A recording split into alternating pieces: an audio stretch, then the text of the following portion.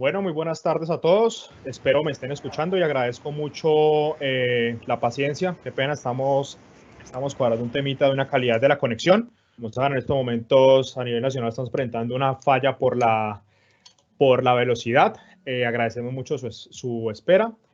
Vamos a dar comienzo. Vamos a hacer una breve modificación. Vamos a iniciar primero el día de hoy con la charla del doctor Rodrigo Bonilla. Vamos a empezar, digamos, primero con él.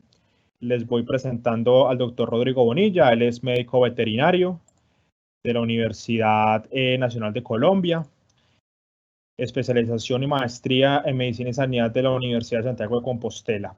Entonces, vamos a escucharlo. Muchísimas gracias a las personas que nos vienen acompañando desde la sesión pasada, desde la jornada pasada, y bienvenido a quienes nos están acompañando en este momento, las nuevas personas que nos acompañan. Entonces, doctor Rodrigo, quedamos en usted para que nos comparta su pantalla. Muchas gracias.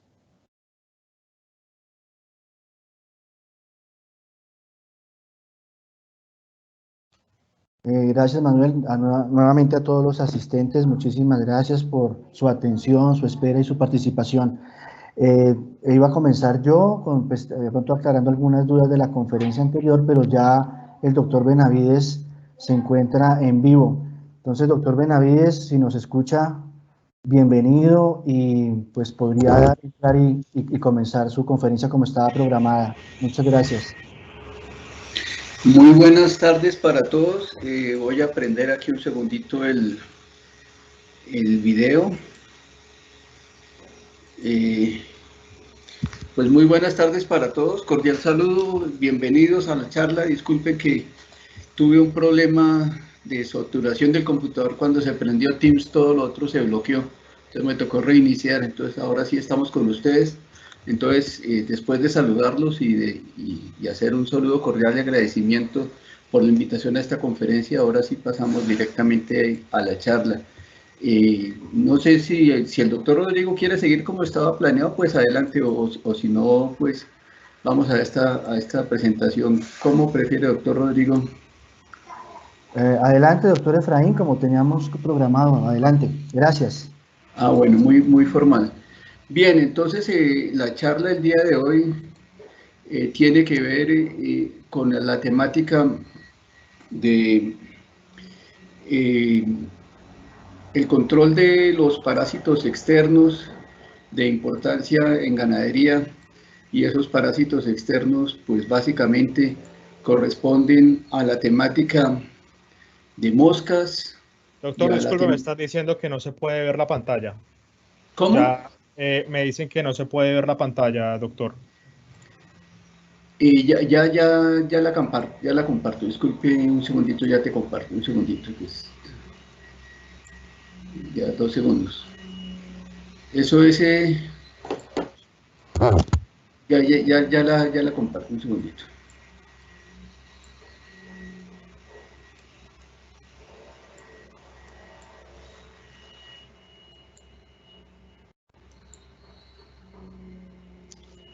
Entonces, ya.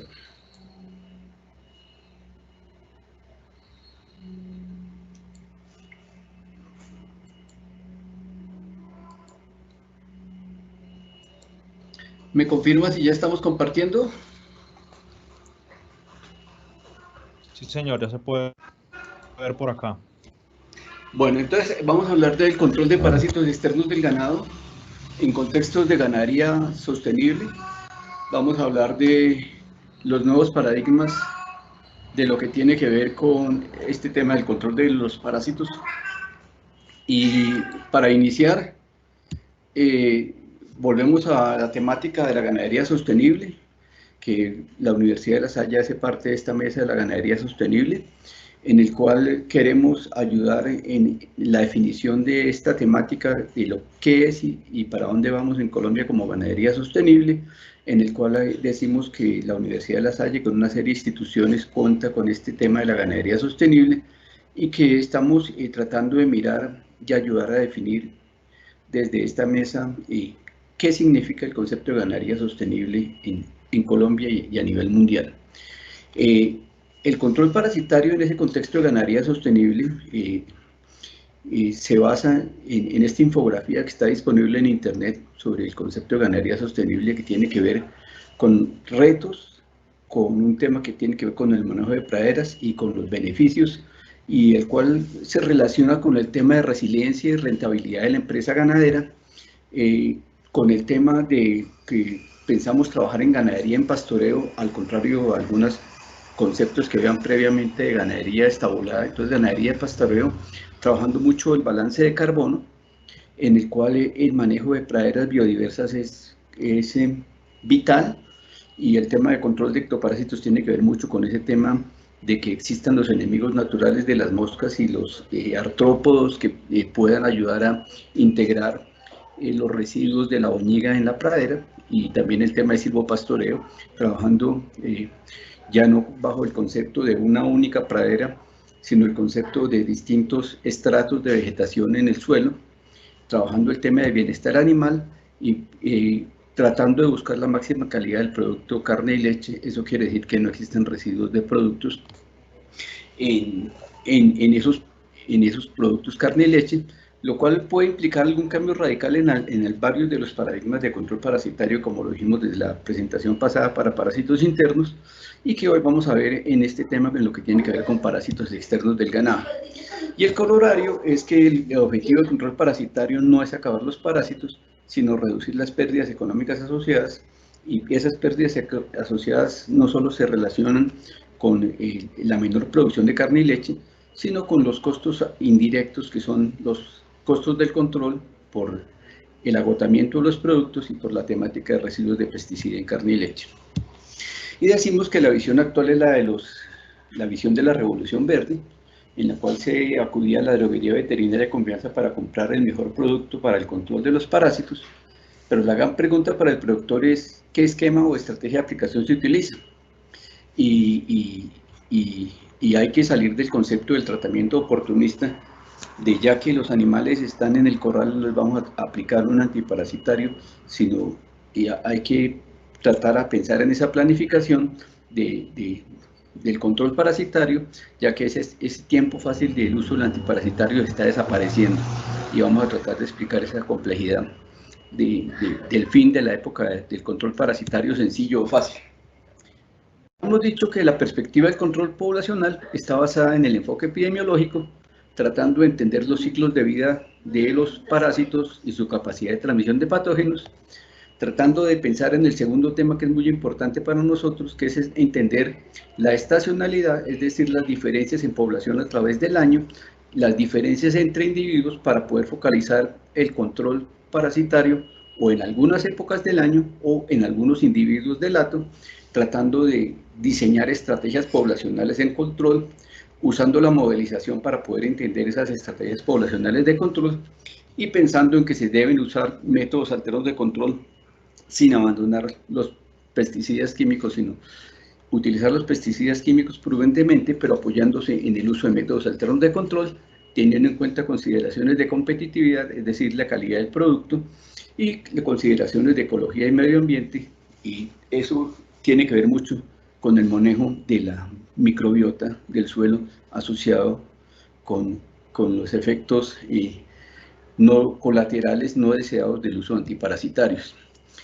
Veníamos al concepto de manejo integrado de plagas para el control de parásitos, que es el uso conjunto de distintas herramientas y estrategias químicas y no químicas de control, en el cual es importante entender la herramienta y entender la estrategia, cómo se utiliza la herramienta, y alrededor de eso se focaliza este tipo de charlas, y eso tiene que ver con el concepto de MIP de control parasitario desarrollado por el Grupo de Trabajo en Resistencia Parasitaria de la FAO, que es esa combinación de métodos de control parasitario para buscar reducir efectivamente las poblaciones parasitarias y minimizar el desarrollo de resistencia a los antiparasitarios, el cual la complejidad en finca es que en la finca existen más de una especie de parásito que coexisten en el huésped, y hay que integrar la recomendación con los aspectos socioeconómicos de las prácticas de manejo y peculiaridades del sistema de producción, para lo cual no puede haber una recomendación única para todas las fincas, sino la recomendación para una finca en particular tiene que ser escogida de una baraja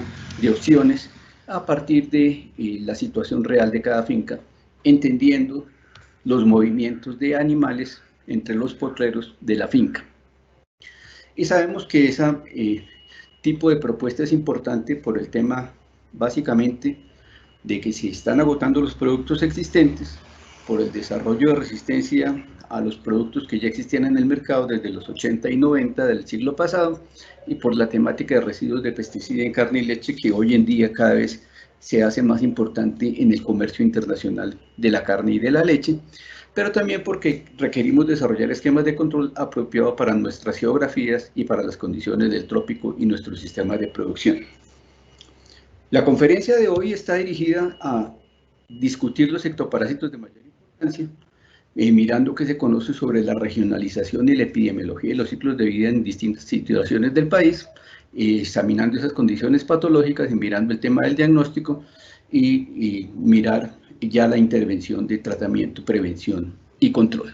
Bien, en el tema de las moscas hay unas lecturas recomendadas hace algunos años, en 2010 y un poquito más antes, en el 2000 y en el 2002, publicamos en la revista Carta Fedegan una serie de documentos relacionados con esta temática de control de ectoparásitos en el ganado, y en el cual básicamente dos de los artículos más importantes es este que habla del control integrado de los parásitos externos del ganado, y este otro también, que es la segunda parte, en la cual todo se relaciona a tratar de minimizar el impacto de los efectos colaterales no deseados del uso de antiparasitarios, lo cual se relaciona mucho con el manejo de la microbiota de la pradera y con el tema de la sostenibilidad de la empresa ganadera en un territorio dado. Y el segundo componente tiene que ver con que el control parasitario apropiado e integral se basa en comprender el ciclo de vida de los parásitos y en disminuir la dependencia de los antiparasitarios de síntesis para disminuir su impacto en las actividades ganaderas. Bien, hablando de los ectoparásitos que afectan a los animales son artrópodos, y existen distintos tipos de artrópodos. En la evolución, los crustáceos, los insectos y los miriápodos son artrópodos, pero algunos son de importancia veterinaria. Dentro de los insectos de importancia veterinaria se resaltan las moscas, los piojos, las pulgas, los nuches, y dentro de los arácnidos, que son los que tienen quelíceros, se destacan las garrapatas y los ácaros. Entonces hoy vamos a hacer más énfasis en el tema, por un lado moscas y por el otro lado garrapatas. Esto porque, aunque hay piojos de importancia en ganadería, son más importantes en climas fríos, y hay pulgas que también afectan al ganado, pero son tal vez más importantes en otra especie. O sea, hoy vamos a hablar más de moscas, incluyendo los nuches, y por el otro lado de garrapatas. Dentro de los dípteros son esos insectos que tienen un par de alas de importancia veterinaria. Se destacan las moscas verdaderas, que tienen 2 alas, cabeza, tórax y abdomen, y que tienen un ciclo de vida muy importante, que es necesario entenderlo, que tiene huevo, larva, pupa y adultos. Ustedes, este que ven aquí corresponde a un tabanito que ocurre en muchas regiones del país, que es un crísops. Se caracteriza porque tiene alas manchadas y ojos grandes, y ese se llama la mosca del venado. Existen también moscas picadoras dentro de esos dípteros. Existen moscas no picadoras, como la mosca común, y existen las moscas causantes de miasis, donde se destacan los nuches y las moscas causantes de gusaneras. También tenemos los tábanos, que son otro tipo de moscas, como ya lo decimos aquí, que también son hematófagas. Y tenemos lo que son mosquitos y zancudos, jejenes, que también afectan al ganado. Así muchas veces el sector ganadero no sea tan consciente de la importancia de estos agentes en el manejo de la empresa ganadera. Bien, el ciclo de vida de los dípteros es muy importante porque tiene unos huevos que son colocados en unos hábitats particulares. Esos huevos desarrollan unas larvas. Las larvas van a empezar un ciclo de vida que va a pasar por pupa y luego adultos.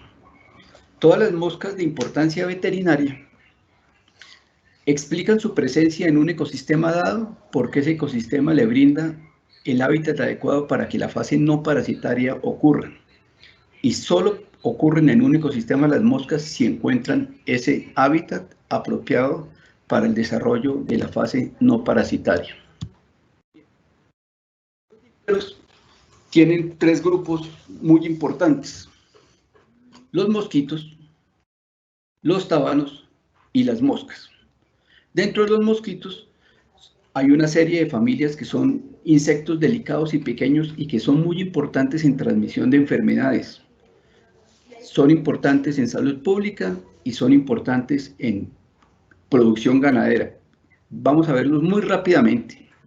Los mosquitos, jejenes y otros. Los tábanos son una familia totalmente aparte que tiene unas características epidemiológicas y ecológicas peculiares. Y las moscas, hay varias familias, unas las que causan gusaneras y otras las moscas de importancia veterinaria, principalmente la familia Mucidae, que ya la vamos a mirar en más detalle ahora adelante. Bien, los aspectos económicos asociados con los dípteros son que pueden causar enfermedades de forma directa, incluyendo dermatitis, molestia para los animales, evitando que los animales estén dedicando su tiempo a alimentarse, sino tratando de defenderse de las moscas. Pueden causar, cuando tenemos moscas hematófagas, las que chupan sangre, pueden causar anemia, y hay unas moscas que causan miasis. La miasis este es el ciclo de vida de las moscas, donde tenemos la mosca adulta que produce huevos. Cuando esta larva ocurre en los tejidos del animal, es cuando ocurre la miasis. Y vamos a ver que hay miasis primarias y miasis secundarias. Cuando las moscas chupan sangre y otras que no chupan sangre, como la mosca doméstica, pueden ser vectores o transmisores de agentes patógenos que incluyen virus, riquecias y protozoarios, y entonces el impacto económico de los dípteros tiene que ver tanto por su impacto directo como por su capacidad de transmitir agentes patógenos. Y para cada uno de estos dípteros vamos a tratar de hacer las explicaciones correspondientes en su momento dado. Bien, para lo que vamos a discutir hoy, quise utilizar una conferencia que di hace algunos años, que se llama Control de moscas en el ganado mediante alternativas no químicas, y vamos a ver más adelante cómo esta información está disponible para su consulta en internet. Bien, esta conferencia comenzaba con esta diapositiva, que dice: ¿sabía usted que, y esto es la jiba de un animal con la mosca de los cuernos, bajo una serie de situaciones de campo, en cerca del 40 o 80% de las oportunidades, el control químico no es la mejor recomendación para el control de moscas en el ganado? Entonces la pregunta es, ¿ustedes sabían eso? ¿Y eso por qué? Porque las moscas poseen otras opciones para el control, obviamente entendiendo el ciclo de vida. Es lo que vamos a discutir aquí, las opciones para el control de moscas, a veces utilizando químicos, otras veces sin utilizar químicos. Bien, las moscas de importancia en ganadería para poder abocar su control, en este caso tenemos una fotografía de la mosca del establo, es que es imprescindible entender los componentes del ciclo de vida de cada mosca. Solo si se comprenden esos componentes del ciclo de vida es factible pensar en un control apropiado. Decíamos que las moscas tienen una parte del ciclo de vida que es parasítico, que es cuando están sobre el animal y chupan sangre o transmiten enfermedades sobre el animal, pero hay una parte del ciclo de vida que ocurre por fuera del animal, que es lo que llama el componente no parasítico del ciclo de vida. Más del 80% de la población de una mosca en particular corresponde al componente no parasítico que ocurre fuera del animal, y es importante comprenderlo para poder manejarlo. Cuando uno enfoca el control en el uso de químicos sobre la fase parasitaria, ese control es incierto, porque uno está dejando más del 80% de la población por fuera del control. Entonces, eso es uno de los componentes más importantes cuando se piensa en control de moscas, entender los ciclos no parasíticos. Bien, entonces recordemos nuestras familias que habíamos dicho y nuestros grupos principales grupos de moscas.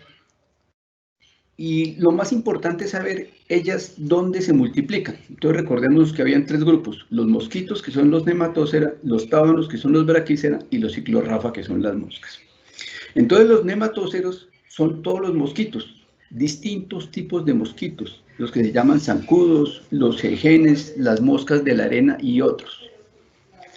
Su principal característica es que son pequeños y delicados y de antenas filamentosas. Son todos como los zancuditos, pequeños y delicados, y son todos hematófagos, todos chupan sangre. Y por lo tanto son muy importantes en la transmisión de enfermedades. Todos ellos tienen piezas bucales especializadas para chupar sangre.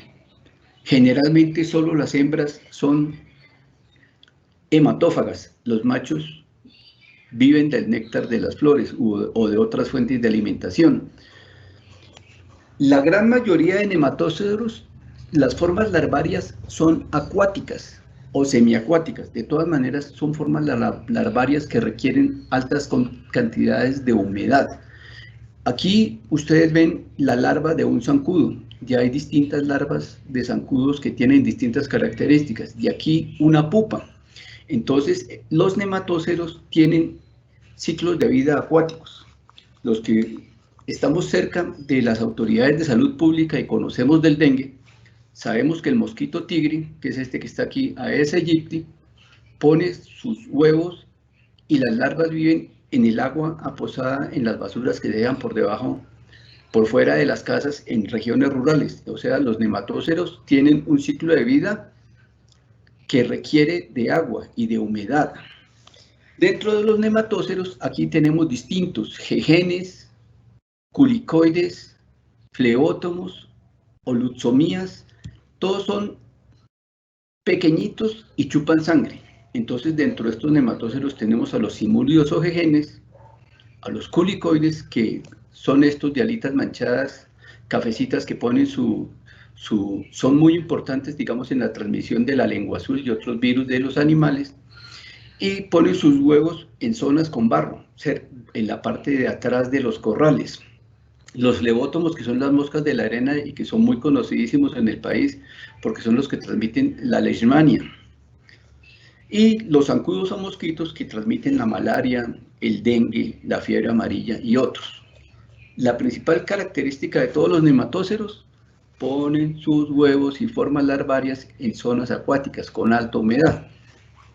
Después venimos a los tábanos. Los tábanos son los braquíceros, que son moscas robustas de hojas grandes, con piezas bucales mixtas y antenas características que ayudan a diferenciar los grupos. Pero lo más importante de los tábanos es que las larvas viven en áreas pantanosas y tienen ciclos de vida muy largos. El ciclo de vida puede durar 1 año o más. Las larvas viven en zonas de pantano. Entonces, en todos los humedales de trópico medio y bajo viven los tábanos. También hay algunos pocos tábanos de trópico alto. Hay más de 4.000 especies y es una biología muy compleja. Hay distintos tipos de tábanos, desde los de ojos verdes y grandes que se conocen en las fincas hasta otros tipos de tábanos. Pero su principal característica es que viven en los pantanos y generalmente no vienen hasta los corrales, sino cumplen su ciclo de vida en los potreros. Por ejemplo, aquí tenemos a un crisopino. Estos son algunos tábanos que se llaman también la mosca del venado, que ocurren en algunas regiones del país, con alitas manchadas, las antenas características y piezas bucales mixtas, donde tienen estiletes picadores y también una parte que es lamedora. Aquí ven los ojos y piezas bucales y antena de un tábano común y corriente. Entonces, tabanida y crisopine. Todos los tábanos son importantes en la transmisión de enfermedades, principalmente la trypanosomosis de los bovinos en el trópico colombiano. Bueno, después tenemos la familia Musidae, que son las moscas verdaderas, donde también hay más de 4.000 especies. Hay unas moscas hematófagas y otras no, pero afortunadamente de esas 4.000 especies, solo las que son de mayor importancia veterinaria son 3: musca doméstica, Stomoxys calcitrans o la mosca del establo, y Hematobius irritans o la mosca de los cuernos. Es importante diferenciar estas 3 moscas de importancia veterinaria, empezando por mosca doméstica, que es esta que está aquí en el centro, y en la fotografía de arriba es la que está hacia afuera, que no es hematófaga, pero es muy importante en transmisión de enfermedades, pero no chupa sangre, no es hematófaga. Después tenemos a Stomoxys calcitras, que sí es picadora, que tiene una proboscis picadora muy grande, y Hematobi irritans, que es la mosca de los cuernos, que también tiene una proboscis picadora, pero es más pequeña. Esta es la proboscis de una foto que hicimos con el doctor Gustavo López, en lo que tiene que ver con la mosca del establo. Bien, para los interesados en profundizar temas sobre estas moscas de la familia Mucides, sobre estas 3 moscas que son las 3 más importantes de importancia veterinaria, también hay otras moscas Mucides de importancia veterinaria, pero estas son las 3 más importantes. Recientemente, el año pasado, hicimos este video con TV Agro, donde se habló de la biología de esas moscas en el trópico colombiano. Entonces yo, a los que estén interesados, los invito a este video que hicimos con Fedegan, y está también disponible en YouTube, y pasó por el programa TV Agro. Bien, entonces seguimos con los temas que se discutieron en esa presentación. Las 3 moscas de importancia veterinaria pueden diferenciarse según su comportamiento y ubicación sobre el animal. Entonces decimos que la mosca de los cuernos se para en la espalda y cabeza del animal, y siempre se para mirando hacia abajo, mientras la mosca del establo se para siempre en las patas y molesta mucho al animal, tanto que los animales tratan de acostarse para evitar la picadura. Además, es más grande. Entonces, esa característica se ha usado para diferenciar las especies en estudios de densidad poblacional. Entonces, Stomoxys es la mosca del establo y se para en las patas. Hematobia es la mosca de los cuernos y se para en la espalda o en la cabeza. Es la misma que aparecía en la jiba del animal cebú de la diapositiva anterior. Y mosca doméstica, en cambio, ella se para ocasionalmente sobre los animales, pero es muy molesta y se para en todas partes. No tiene una ubicación específica sobre el animal.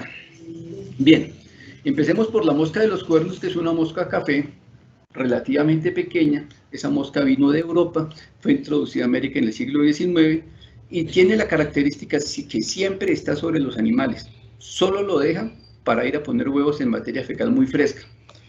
Y Altascar, esta es picadora, pero tiene una proboscis bucal pequeña.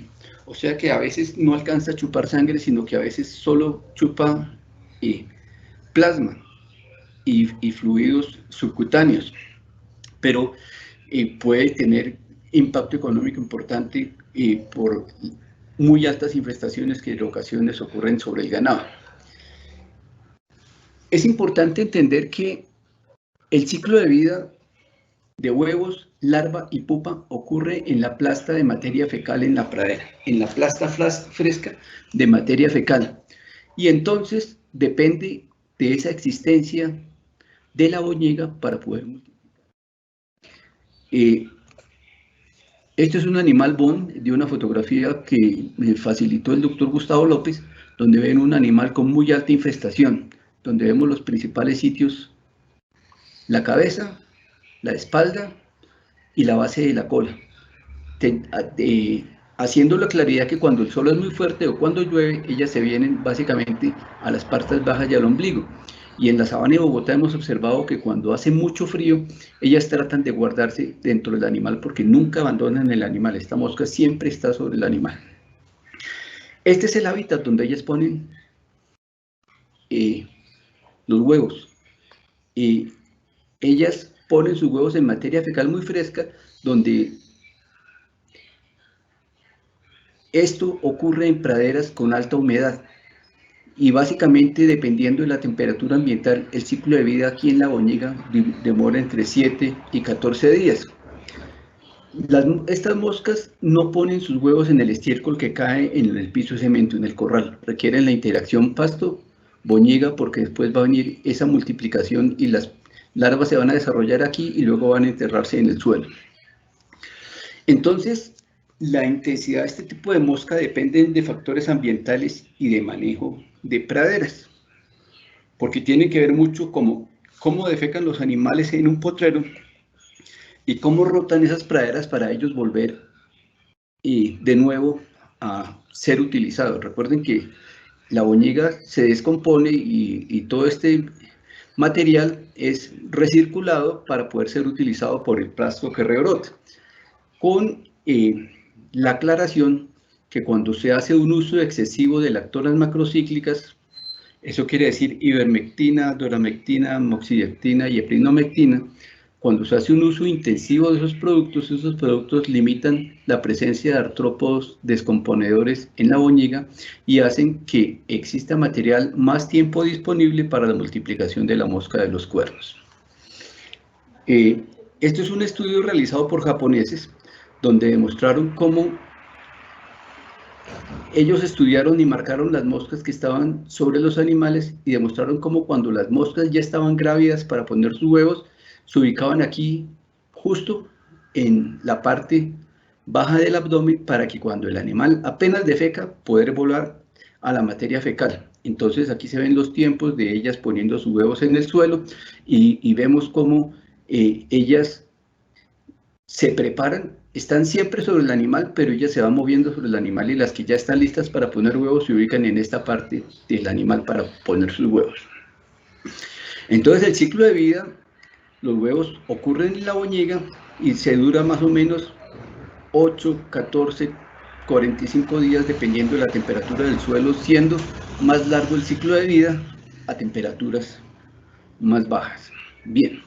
Nosotros hicimos unos estudios en el Valle del Seonú con los colegas, el doctor Yesida Bavara y el doctor Jorge Silva, colegas en su momento en Corpovica, en Montería, en el Valle del Sinú, donde hizo un seguimiento de las frecuencias poblacionales de moscas sobre el ganado relacionado con las épocas de mayor precipitación pluvial.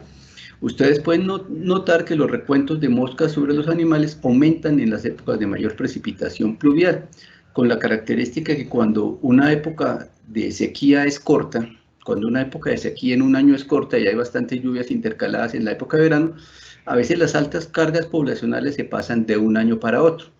Esto tiene que ver mucho con la forma en la que programaríamos el control parasitario y cuando se quiere, para esta mosca hay que tener muy en cuenta los ciclos de lluvia para programar el control.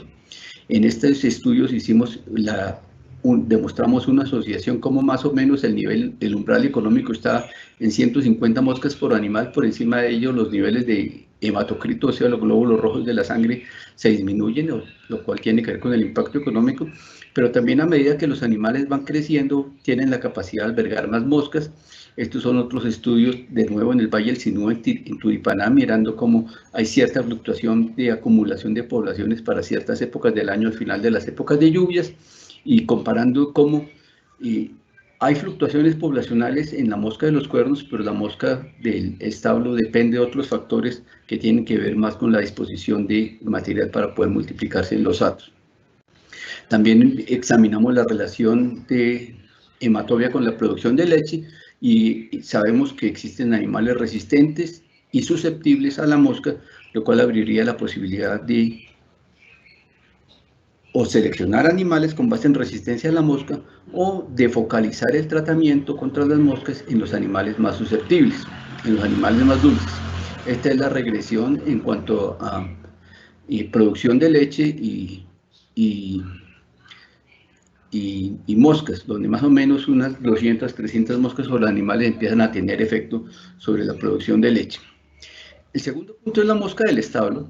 La mosca del establo se caracteriza porque es más grande, tiene proboscis picadora, tiene unas rayas transversales en el tórax y el abdomen lo tiene en forma como tablero de ajedrez, produce una picadura dolorosa y la principal característica de la mosca del establo es que se reproduce sobre material vegetal en descomposición que está contaminado con orina y heces, y como es tan grande, los insecticidas casi no sirven para atacarla, son prácticamente inútiles, pero en ocasiones sirven como repelentes. Esta mosca tiene un comportamiento bastante característico. Solo toma sangre en las extremidades de los animales y luego de la ingestión de sangre le gusta reposar en superficies asoleadas, razón por la cual se llama la mosca del establo. Entonces aquí tenemos el ciclo de vida de la mosca del establo, donde lo más importante es la existencia de esto: material vegetal en descomposición, que generalmente es boñiga mezclado con camas, con heno, con virutas, lo que sea. En ese material se multiplican las moscas y ese es el hábitat donde ocurren el ciclo de vida de huevos hasta pupas. Entonces las moscas se alimentan sobre los animales en las patas, se paran en las paredes del establo para reposar y digerir la sangre, y después las moscas van a buscar el material vegetal en descomposición para poner sus huevos. Entonces quiero que noten la diferencia entre el ciclo de vida de la mosca anterior, que es bastante diferente y que tiene que ver con la presencia de plastas de materia fecal en la pradera, a esta otra mosca que tiene un ciclo de vida que depende de la existencia de este tipo de materiales en la finca. Entonces la mosca del establo se caracteriza porque se para en las paticas de los animales y produce picaduras, y en ocasiones las picaduras son tan intensas que producen llagas en los animales, principalmente en animales jóvenes. En este sitio se paran solamente en las extremidades anteriores y posteriores, en las partes bajas del menudillo hacia abajo. Está asociada con la presencia de sitios donde hay residuos vegetales mezclados con orina. Estos pueden estar bastante lejos de la finca. En una ocasión encontramos una finca donde habían animales que solo después de las 8:30 de la mañana empezaban a tener problemas con la mosca, y encontramos que la mosca viajaba varios kilómetros desde unas explotaciones de flores que no tenían buen manejo de los residuos, pero también en explotaciones avícolas o en porciculturas pueden haber este material. O sea, no necesariamente el botadero está en la finca, sino en otra parte, y cuando eso ocurre, como estas moscas dependen de la luz del sol para orientarse, entonces las moscas no están desde temprano en la finca, sino llegan más adelantico. Y se caracterizan porque cuando uno llega a las fincas, uno ve las moscas paradas en las paredes, y cuando hay una pared blanca se pueden ver en el suelo los residuos de la defecación, que son punticos rojos de estas moscas. Cuando uno está investigando problemática con este tipo de mosca, esta es la labor del veterinario. Hay que ir a las fincas e identificar los sitios de reproducción. En este caso el doctor Gustavo López, en unos trabajos que hacíamos buscando sitios de reproducción de Stomoxys calcitans, donde ¿qué es lo que va a buscar uno? En esos botaderos uno va a tratar de buscar aquí las pupas y las larvas, donde ellas se están multiplicando. Entonces aquí vemos las larvitas, se ven, uno y remueve el material y va mirando que van apareciendo las larvas o van apareciendo las pupas. Las pupas son estas carmelitas pequeñas que van surgiendo en esos materiales, y que básicamente es el problema. O sea, para este tipo de mosca que es Stomoxys, el manejo se relaciona mucho con un manejo apropiado de los residuos de vegetales. Luego tenemos a mosca doméstica, que no es hematófaga, se alimenta de materiales ricos en carbohidratos y se multiplica sobre basuras y residuos de alimentos.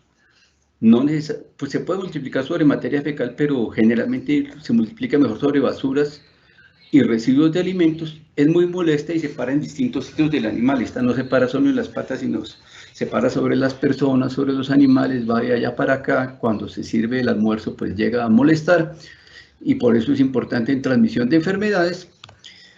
Pero cuando hay mosca casera en una finca, mosca doméstica, y que su principal característica es que no tiene trompa picadora, sino tiene trompa lamedora, indica que hay un mal manejo de los residuos en las fincas. Entonces, a veces en fincas donde se produce localmente el queso y hay manejo de los residuos, por ejemplo, que no se bota bien el suero, entonces puede haber problemas en las fincas relacionadas con este tema. O sea, cuando hay mosca doméstica y problemas de mosca doméstica en una finca, implica un problema de manejo de lecherías y queserías.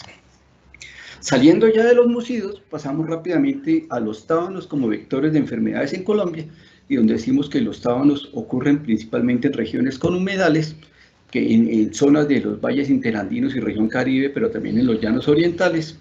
en orinoquía inundable principalmente, y los tábanos han adquirido gran importancia porque son vectores de tripanosomosis, enfermedad del ganado en África. En África es transmitido por la mosca tsetse, pero cuando llegó a América tropical, los tábanos se convirtieron en vectores mecánicos de la tripanosomosis, la cual es hoy endémica en muchas regiones del país. Bien, los tábanos tienen la característica que producen picaduras dolorosas. Las fases larvarias recorren ecosistemas húmedos y pantanosos, algunas son carnívoras, y los insecticidas también son prácticamente inútiles por lo grandes, pero también porque el ciclo de vida de los tábanos en la naturaleza es muy largo, es de cerca de 1 año, o sea, es imposible pensar en aplicación en esos ecosistemas de humedad tropical, y el control de los tábanos generalmente se basa en el uso de trampas, como veremos más adelante. Los tábanos están asociados con la tripanosomosis en Colombia. Entonces el problema de la tripanosomosis implica conocer la forma de controlar tábanos, y la forma de controlar tábanos hasta el momento es tratando de usar los tábanos, y también el tratamiento de casos clínicos de tripanosomosis a nivel de campo. Bien. El uso de trampas para el control de tábanos está basado en un conocimiento certero sobre la biología de la mosca, el cual recién se está empezando a completar. Es importantísimo. Estos son algunos ejemplos, por ejemplo, en Florida, en los humedales de Florida, donde hay canchas de golf y sitios de recreo y otros sitios, son muy importantes los tábanos. Entonces, allá se utilizan este tipo de trampas rodantes con adherentes, donde el viento mueve la trampa y atrae a los tábanos para ser capturados, pero también hay trampas para tábanos con tipo cajón, con una bolita de goma moviéndose adentro para que atraiga a los tábanos y caigan, u otro tipo de trampas para este tipo de tábanos. Luego tenemos las moscas causantes de miasis, donde están distintos tipos de miasis, y decíamos que hay miasis primarias, secundarias, accidentales. Esta diapositiva es tomada en préstamo de mi apreciado amigo el doctor Gustavo López. Y la miasis ocurre cuando la fase larvaria de la mosca se multiplica sobre tejidos vivos de los animales. Y dentro de las miasis primarias, las dos más importantes son Coclomia omnivorax, que es el gusano barrenador del ganado, y Dermatobia hominis, que es el nuche.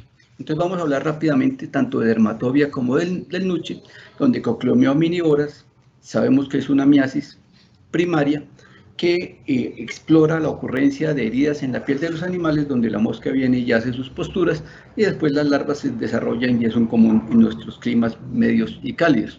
Entonces es importante entender el ciclo de vida de esta mosca y tenerla. En casi todas las fincas existe el producto para controlar las gusaneras. Bien, también tenemos el nuche tórsalo, que es un díptero bastante particular que atrapa. Cuando un nuche termina, aquí muchos de ustedes como ganaderos conocen a los nuches. Los nuches, cuando después de vivir varias semanas por debajo de la piel, cae al suelo y se entierra y forma una pupa, y de la pupa sale una mosca, la mosca del nuche. Esta mosca del nuche, que tiene el nombre científico de Dermatobia hominis y según otros autores Dermatobia cyanimentris, que aparentemente son sinónimos. Esta mosca es una mosca torpe que vive en zonas boscosas.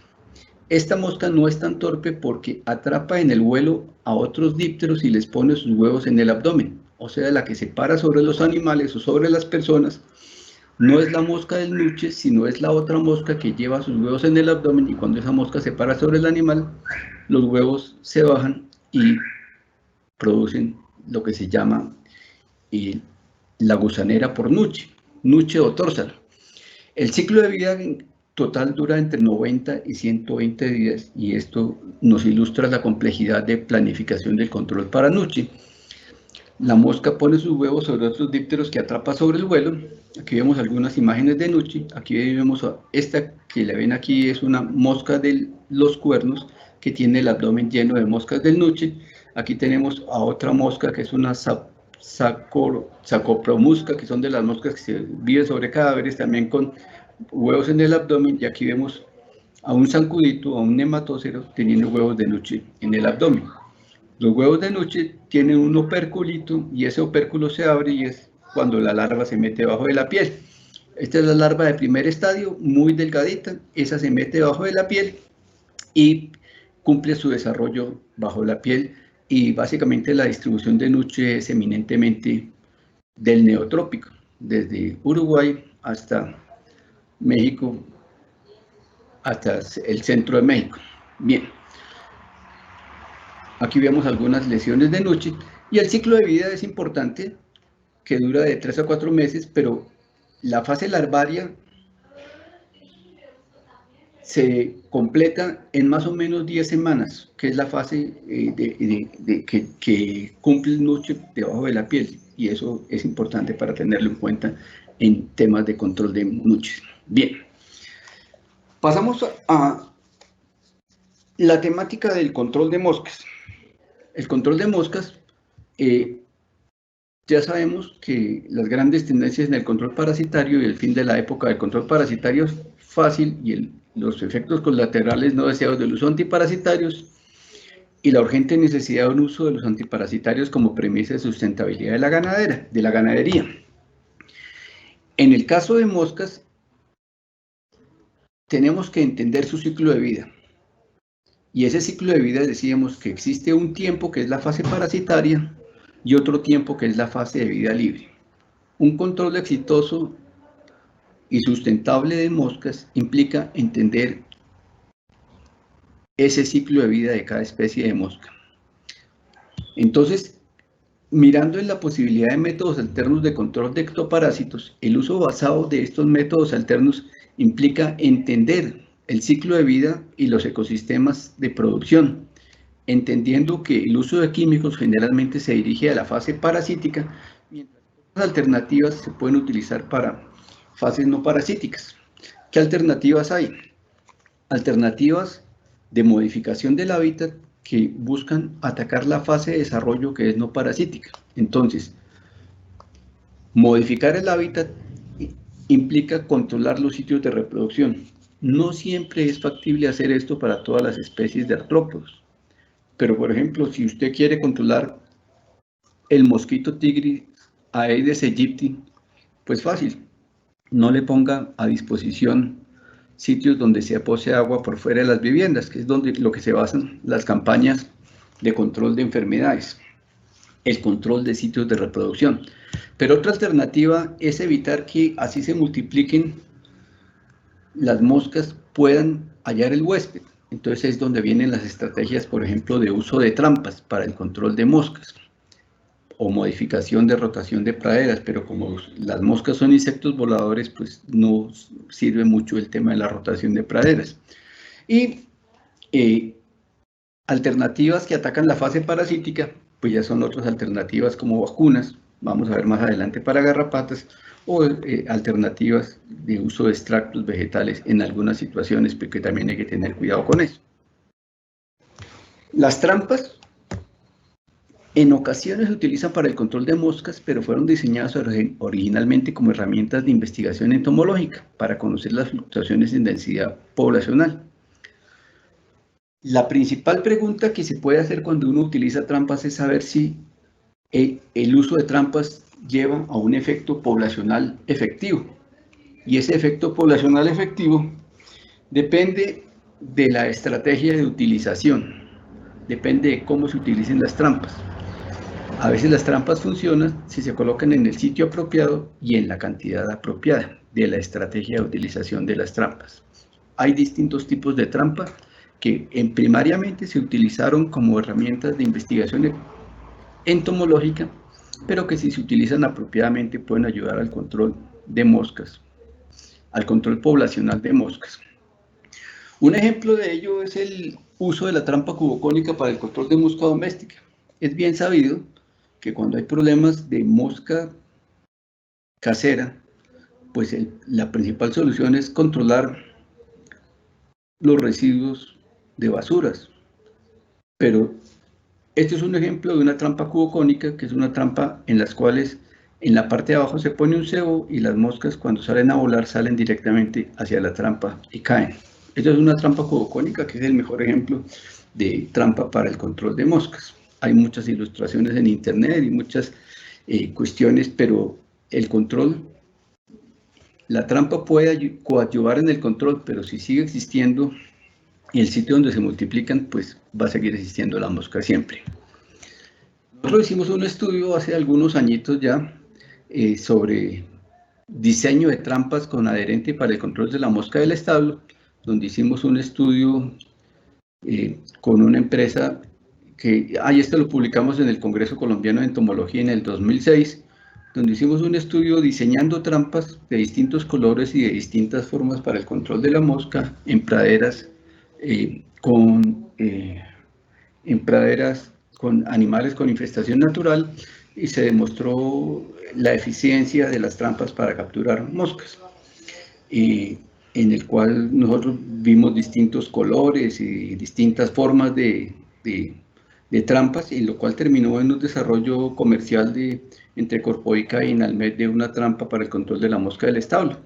Lo más clave de este uso de trampas es que la trampa debe haber un número suficiente de trampas, y la trampa debe ser visible a larga distancia por las moscas, y las trampas deben ser ubicadas, digamos, en un sitio intermedio entre donde está el ganado y el sitio donde las moscas van a poner sus huevos.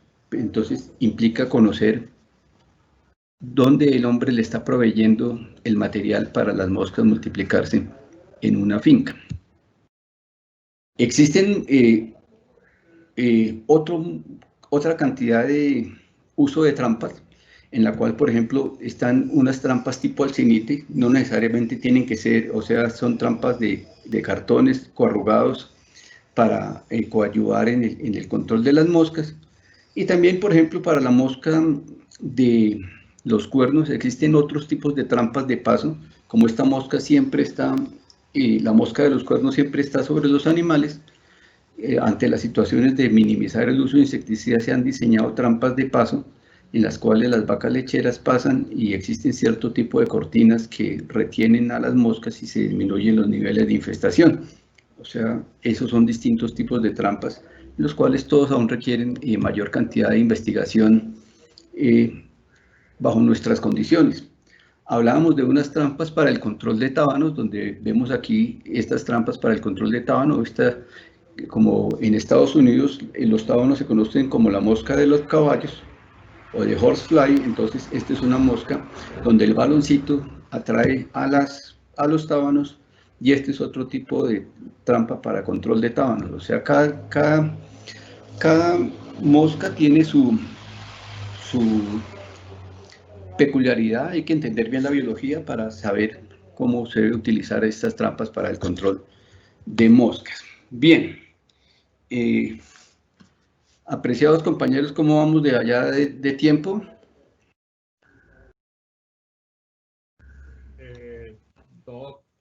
Doctor, no, vamos bien. No sé usted cómo vea que está el flujo de contenido de las diapositivas. No, es que el siguiente tema es para hablar rápidamente del tema de garrapatas, pero que también está más largo que volverlo a decir, pero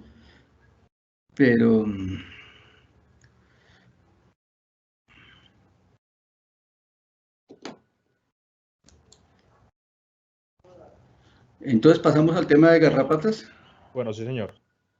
Bueno, en también vamos a ir un poquito rápido. El segundo componente de la charla es el tema de control poblacional de garrapatas, donde la introducción es básicamente las mismas lecturas sugeridas, en donde vamos a ver los temas de control parasitario integral, que ya lo hemos visto, y aquí vamos a hablar un poquito de la resistencia a los antiparasitarios, y vamos a hablar del concepto de garrapatas y aplicaciones. Entonces ya esto lo pasamos derecho, porque esto ya lo habíamos hablado y habíamos visto el concepto de la fase parasitaria y la fase de vida libre de un parásito.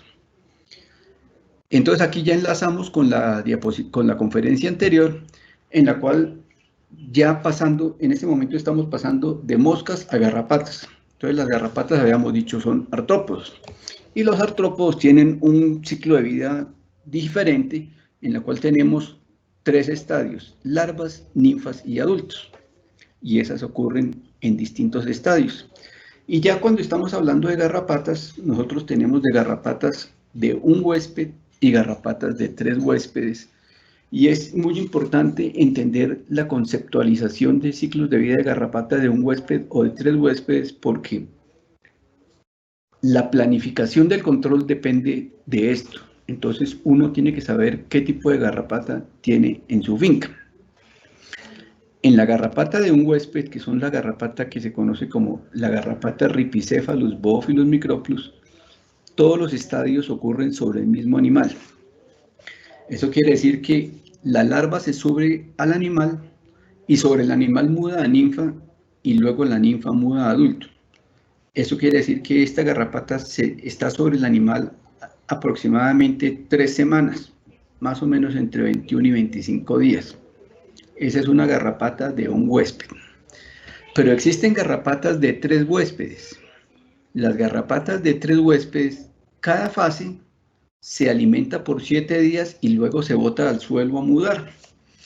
Y entonces las garrapatas de 3 huéspedes, mientras la garrapata Ripicephalus, Boophilus microplus generalmente solo se multiplica sobre bovinos, sobre vacas, las garrapatas de 3 huéspedes, cada fase se cumple en un animal distinto y tienen ciclos de vida más complejos en la naturaleza, porque pueden multiplicarse sobre bovinos, sobre equinos, sobre perros, sobre animales silvestres. Entonces tenemos garrapatas de un huésped y garrapatas de 3 huéspedes. Entonces es importante saber si en la finca yo tengo garrapatas de un huésped o 3 huéspedes, porque la garrapata de un huésped, las 2 mudas ocurren sobre el animal y la fase de vida libre solo ocurre durante un tiempo, que es después de esas mudas.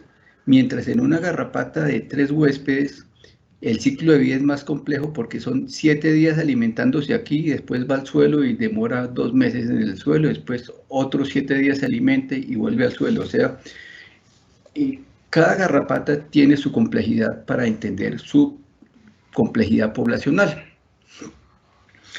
¿Cuáles garrapatas son importantes en Colombia? Entonces la garrapata común del ganado se llama Ripicephalus, Boophilus microplus, es una de las más frecuentes y abundantes en todas las regiones, en pisos térmicos que van desde los 0 metros hasta hoy más o menos hasta los 2000 metros sobre el nivel del mar. Ya más adelante vamos porque posiblemente van a decir la pregunta, pero yo en tal sitio que está a 2600 metros, hay garrapatas. Sí, el cambio climático nos está trayendo esa problemática, pero mucha de la dispersión de esta garrapata en otras zonas tiene que ver con movilización irresponsable de animales. O sea que la garrapata lleva y a veces no se puede multiplicar todo el año en ecosistemas muy fríos por encima de los 2000 metros sobre el nivel del mar, pero sí puede existir y completar algunos ciclos en el año. Entonces aquí tenemos la garrapata común del ganado. Es importante saber que esta garrapata común del ganado, a veces uno solo ve la garrapata adulta. La garrapata adulta es la que mide cerca de 1 centímetro de tamaño o un poquito mayor. Pero sobre la piel del animal hay larvas en distintos estados de desarrollo. Ya vamos a ver, aquí tenemos unas larvas repletas, luego mudan a ninfas. Estas larvas repletas miden más o menos 1 milímetro de tamaño o más chiquiticas, entonces son muy difíciles de ver. La otra garrapata es las garrapatas del género Amblioma, que es una garrapata de 3 huéspedes, y su principal característica es que tienen rostro largo y tienen un escudo ornamentado. En algunas regiones del país, esta garrapata se reconoce como la garrapata venadera o la garrapata plateña o la misma garrapata de Cayena, que es como se conoce. La principal característica de Amblioma es que participa en la transmisión de las fiebres manchadas que afectan al humano. la famosa enfermedad de Tobia o rickettsiosis. Entonces, esta garrapata tiene implicaciones de salud pública y tiene complejas interacciones ecológicas. Hay más de 50 especies de amblioma en Colombia, pero las que afectan a los bovinos es principalmente, ya vamos a ver, las garrapatas del complejo Amblioma cayenense. Bien, entonces tenemos la famosa garrapata venadera o de Cayena, que es Amblioma cayenense. Esta que ven aquí atrás, esta es otro tipo de garrapata, que es Amblioma maculatum, que tiene un escudo con una ornamentación distinta. Esta es Amblioma cayenense, o garrapata de Cayena. Esto es un macho y esto es una hembra. La hembra tiene el escudo ornamentado y tiene el rostro largo, o sea, tiene las piezas vocales más grandes, a diferencia de la garrapata Bófilos, que es una garrapata de piezas vocales bastante más pequeñas. Bien. Amblioma cayenense se caracteriza por su escudo ornamentado. Tiene 3 huéspedes.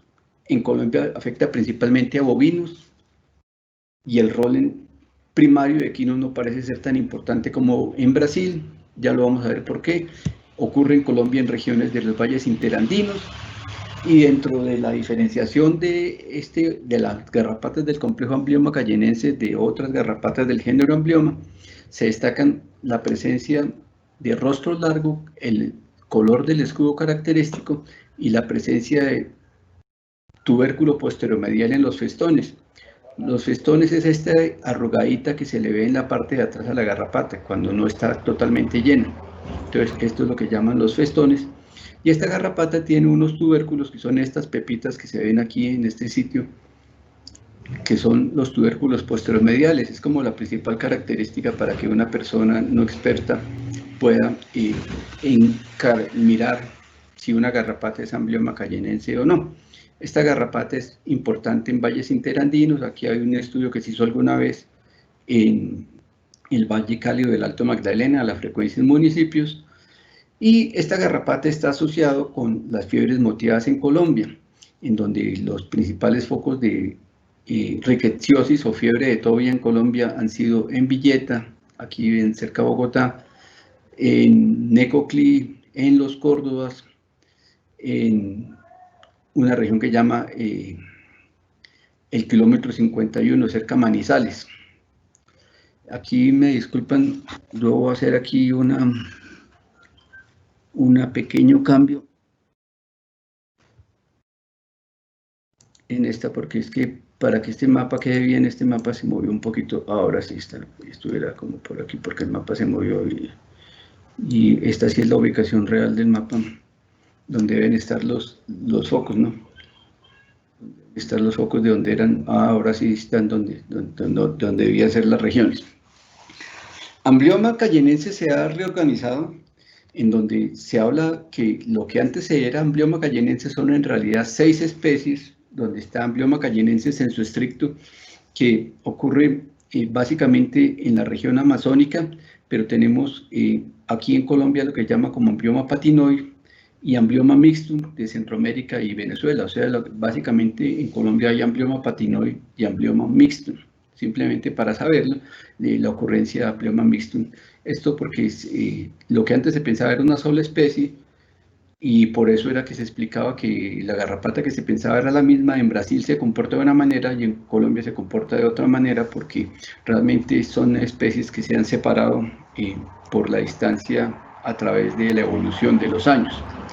Y entonces aquí ven que son garrapatas, son 6 especies distintas, pero que verdaderamente son muy parecidas en cuanto a las características de los escudos de los machos y de las hembras, y que su diferenciación requiere o estudios morfométricos o estudios moleculares para saber, y en eso pues hay avances en investigación.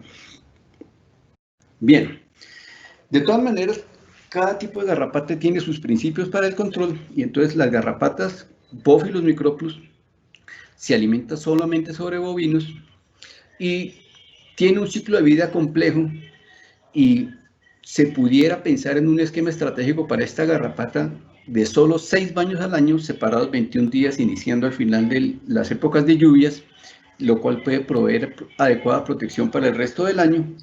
Y para esta garrapata se han evaluado distintas alternativas de métodos de control como vacuna antigarrapata, estrategias de manejo de praderas, hongos entomopatógenos o mejoras en la alimentación. Ya lo vamos a ver. Por su parte, el control de las garrapatas de 3 huéspedes es distinto, pero antes de hablar de esto, debemos decir que tradicionalmente en las fincas se utilizan entre 15 y 21 baños al año para controlar esta garrapata. Y se piensa que los sostenibles deben ser máximo 6 baños al año. Entonces, ¿cómo pasar de una situación donde el productor actualmente hace 15 aplicaciones o 20 aplicaciones al año para controlar esta garrapata a 6 baños? Es donde digamos, está el principal reto de la transferencia para llegar este mensaje al campo. Por su parte, la garrapata embrioma cayenense, el control no debe basarse solamente en los bovinos, sino debe pensarse en controlar todas las especies de animales, porque como decimos se multiplica sobre todo el tipo de animales, pero esta garrapata tiene una ecología más compleja y como la garrapata cambia de animal cada 7 días y tiene ciclos de vida largos en el suelo, entonces cuando hay altos niveles poblacionales se requieren tratamientos semanales, pero esos tratamientos semanales no se pueden hacer las 52 semanas del año. Entonces toca pensar en qué momentos del año se focaliza el tratamiento, por lo cual hay que entender su dinámica poblacional para saber cuándo es más importante. Y aquí puede jugar un papel estratégico el uso de productos de larga acción o productos endectocidas cuando hay fincas con alto problema de esta finca. Pero también hay que tener en cuenta cómo es el esquema de uso de los potreros de los animales. Bien, ya para terminar quiero hablar mucho que el diseño de esquemas de control de garrapatas están basadas en conocimiento de la ecología de la garrapata en un medio dado, de la especie de garrapatas, teniendo como principio el uso de productos químicos que son los acaricidas, el posible uso de ganado resistente, estrategias de rotación y descanso de praderas, pero a medida que surgen otras posibilidades, hay otras alternativas de la baraja que se pueden introducir para pensar en el control, como por ejemplo, entender el posible uso de endectocidas, que son las lactonas macrocíclicas o ivermectinas, un uso estratégico en algunas épocas del año. Nuestra recomendación es que si usted utiliza endectocidas en una finca, no haga más de una aplicación al año en la finca para limitar el efecto biocida sobre los artrópodos que se multiplican en la pradera y que descomponen la boñiga. Se puede pensar en el uso de vacunas antigarrapatas, se puede pensar en el uso de otros biocontroladores como hongos entomopatógenos y se puede pensar en el uso estratégico de algunos inhibidores de quitina. Entonces, ahí está la baraja de alternativas que se debe pensar o utilizar para el control, para lo cual es importante entender el modelo poblacional y entender cómo se mueven los animales en las praderas y cómo esos múltiples factores tienen que ver con ese modelo poblacional de la garrapata en el suelo, entendiendo que la temperatura del suelo, la temperatura del suelo nos afecta a la duración del ciclo de vida. En climas bajos donde la temperatura es superior a 28 grados permanentemente, el ciclo de la vida de la garrapata es más corta. Pero a medida que la temperatura del suelo disminuye, digamos en zonas sobre 1500, 1600 metros sobre el nivel del mar, los ciclos de vida se van alargando. Entonces, eso es importante tenerlo en cuenta en esa planificación de los esquemas integrales de control, en las cuales el conocimiento requerido para ese diseño de planes estratégicos de manejo integrado de plagas implica conocimiento sobre la dinámica poblacional, conocer la alternativa de control químico y saber si existe resistencia o no a los insecticidas, la disponibilidad de herramientas para el control biológico para integrarlos en lo que llaman los manejos, esos esquemas de manejo integrado de plagas, los cuales deben ser llevados a la transferencia. Ya sabemos lo que hacemos actualmente y sabemos por qué se debe cambiar y viene la temática de la disponibilidad de productos en el mercado veterinario, en la cual tenemos el tema de la droga genérica y tenemos distintos productos con distintos modos de acción, y esto nos lleva a que el productor y su asistente técnico deben pensar en una situación dada en finca, de todas estas alternativas que utilizo, cómo los utilizo para un control apropiado a nivel de finca. No nos da la duración de la charla para hablar la temática de rotación o no de compuestos, del desarrollo de resistencia a los parasiticidas y todos esos temas, pero lo importante es saber que si usted va a rotar productos en una finca, primero, no rote de nombre comercial. Trate de rotar teniendo en cuenta el principio activo, para que cuando usted cambie de producto utilice un principio activo diferente y no utilice, y esas rotaciones no las haga en el corto plazo, sino haga rotaciones a largo plazo, o sea, cambie de producto cada 6 meses o cada año, pero no cambie de producto cada aplicación porque no está haciendo nada. Y entonces decir que en Colombia existen distintos tipos de productos disponibles para el control de garrapata, donde tenemos organofosforados, donde hay unos productos comerciales de tiondiacinón y clorpirifos, entre otros. Tenemos piretroides sintéticos de deltametrina, cipermetrina y flumetrina, y donde tenemos fipronil dentro de las fenilpirazolonas, donde tenemos formamididas como el amitrax, y también tenemos lactonas macrocíclicas que se consideran coadyuvantes en el control de garrapatas, donde están ivermectina, doramectina, doximectina, eprinomectina, y tenemos productos inhibidores de quitina. Entonces, eso hasta ahí creo que ya se nos acaba el tiempo para de lo que teníamos planificado para esta charla. Apreciados doctores. Bueno, doctor, muchísimas gracias por su tiempo, por su conocimiento. Le agradecemos. Seguiremos entonces dándole continuidad con la charla del doctor Rodrigo Bonilla, no sin antes decirles que pueden dejar sus preguntas, las cuales tienen respuestas al final. También les quiero anunciar que vamos a tener al final un sorteo de una jeringa de vacunador Coliflex marca Laura. Entonces, para que estén pendientes, en este momento les estoy colocando en el espacio de preguntas, les estoy colocando el link donde deben inscribirse, y lo haremos como la vez pasada. Vamos a escoger un número aleatorio al azar y esa persona será la ganadora. Entonces, para que se vayan inscribiendo, y al final del evento haremos el sorteo. Sin más preámbulo, dejamos ya entonces al doctor Rodrigo Bonilla para que continúe con la charla. Doctor.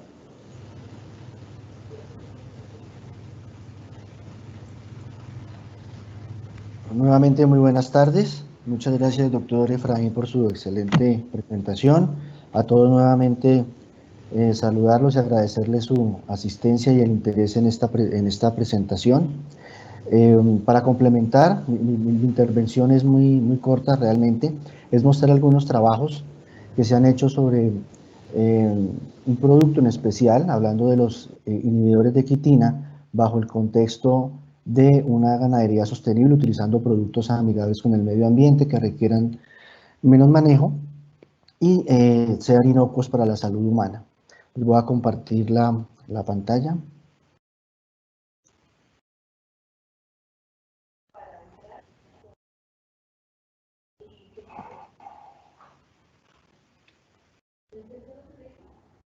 Mañana lo hacemos.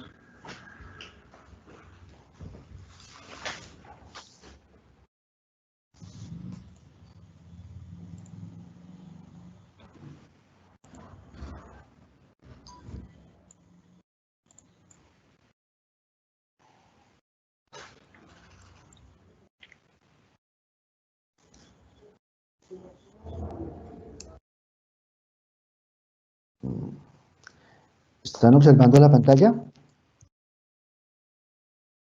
Sí, señor.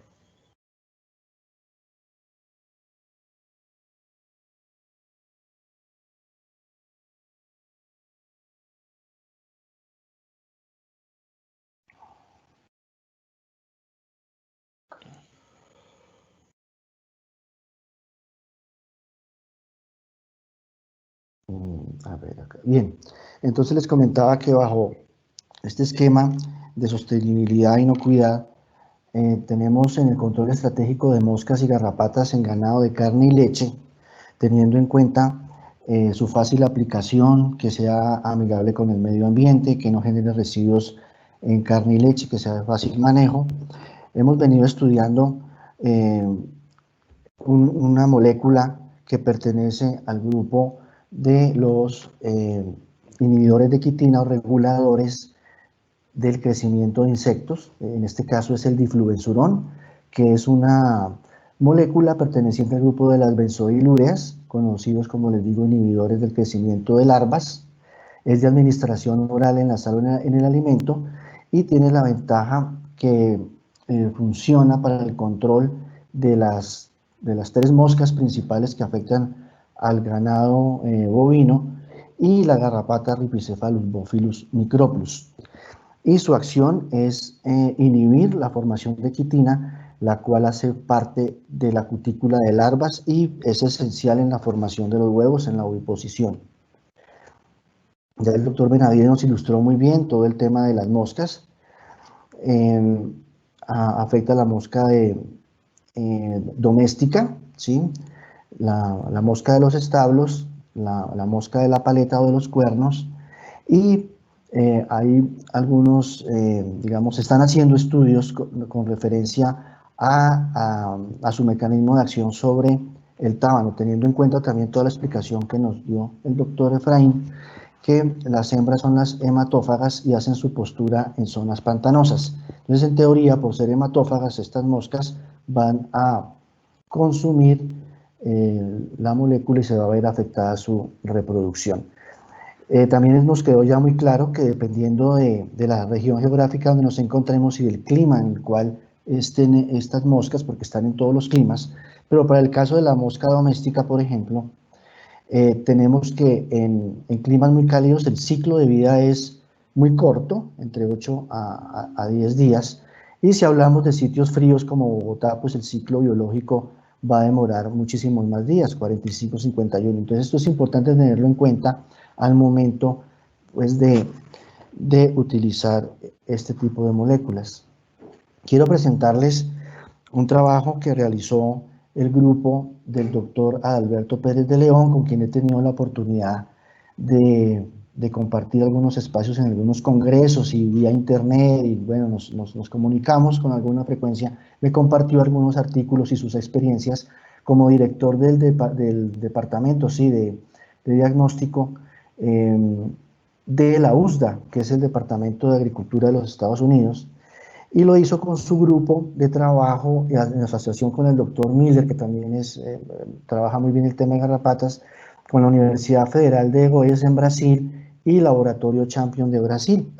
Pues ellos fueron los que realmente iniciaron el estudio del difluvensurón, y por eso, aunque los estudios vienen desde hace muchos años atrás, digamos 2008 o algo así, 2006, es porque realmente se necesitan muchos estudios para lograr establecer una dosis y la frecuencia de aplicación de una molécula de estas para el control de ectoparásitos. Entonces, aquí les muestro, por ejemplo, para Rhipicephalus microplus, que está ya establecida su eficacia, pero frente a Amblioma cayenense, como ya lo sabemos, es una garrapata de 3 hospederos.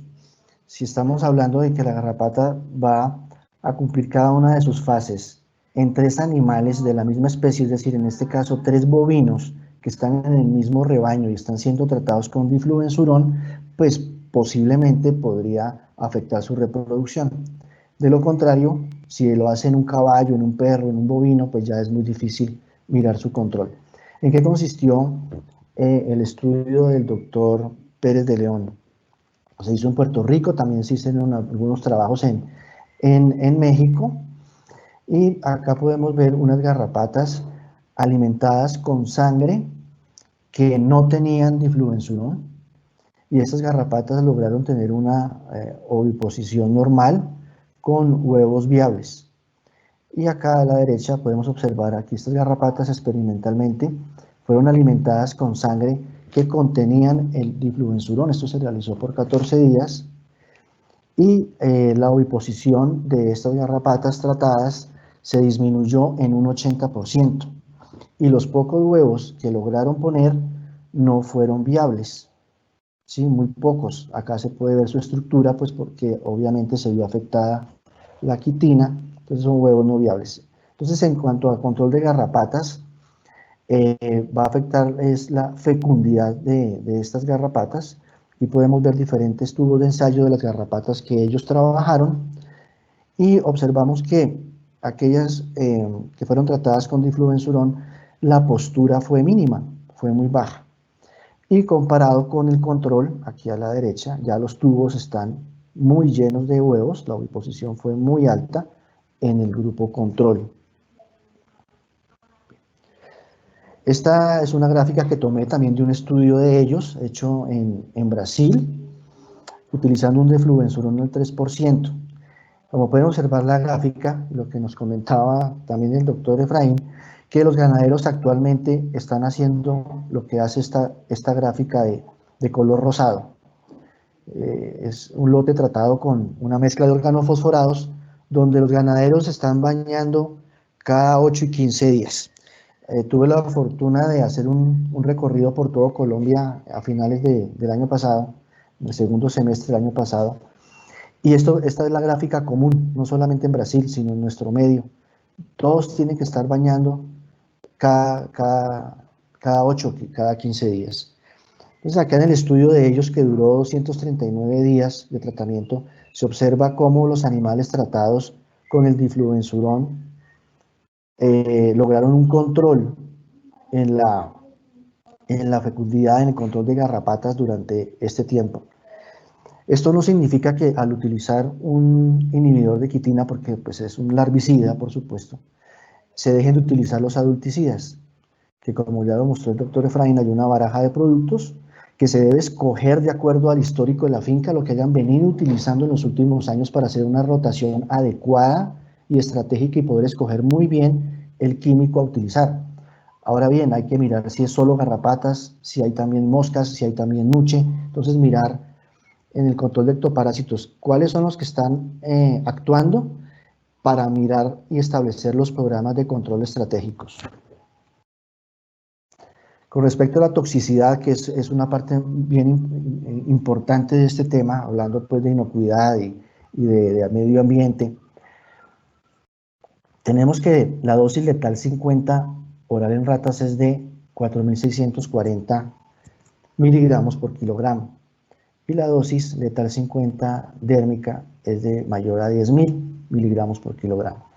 Si comparamos diferentes dosis letales 50 entre nicotina, cafeína, vitamina A, podemos observar que la sal de cocina, la dosis letal 50 en ratas es de 3.000 miligramos por kilogramo, comparado con el difluvensurón como materia prima, que como veíamos en rata es de 4.640.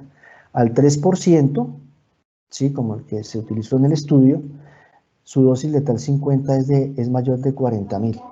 Es decir, que es un producto muy seguro, es decir, que es más tóxica la sal que aplicamos en los alimentos que el difluvensurón.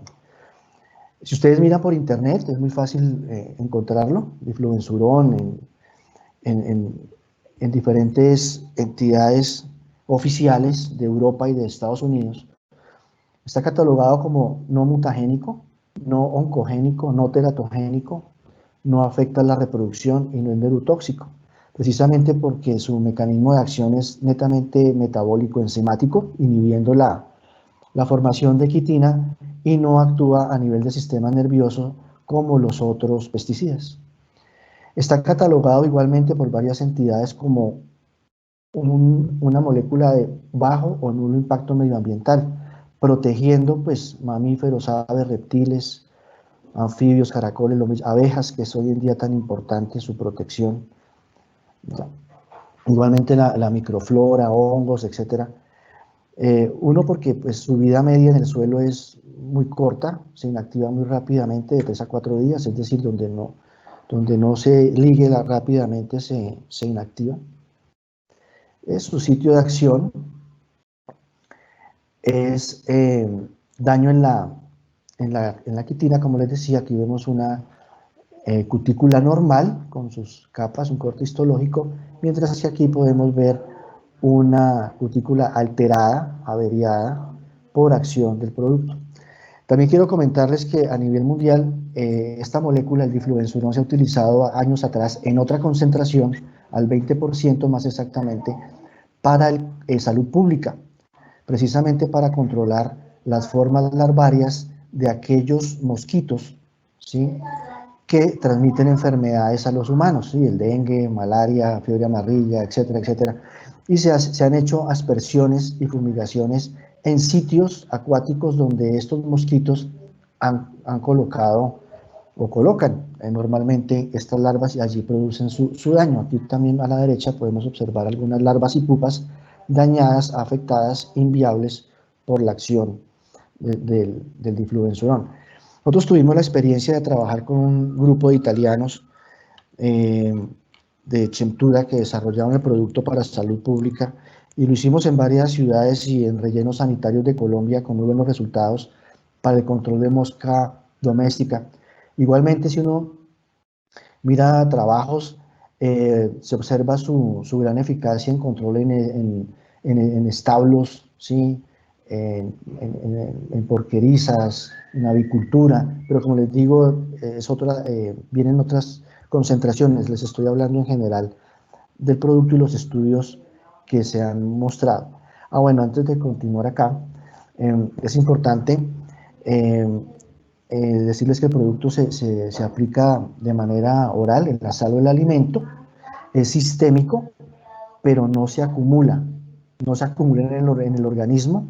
Este se libera al medio ambiente en la materia fecal en un 85% y en orina en un 15%. Por esta razón es que no tiene tiempo de retiro en leche ni carne. Aquí es para mostrarles también rápidamente unas gráficas. Pues estos trabajos con difluvensurón se han hecho ya pues en diferentes partes de Colombia. Lo estamos trabajando ya hace más de un año, pero como les digo, ya los estudios los han hecho en Estados Unidos, en Brasil, que son los países pioneros en utilizar el difluvensurón. Y la USDA como tal es la que tiene aprobado, es la única que admite que sea el difluvensurón el que se utilice, ya que en los Estados Unidos no se utiliza, por ejemplo, el fipronil.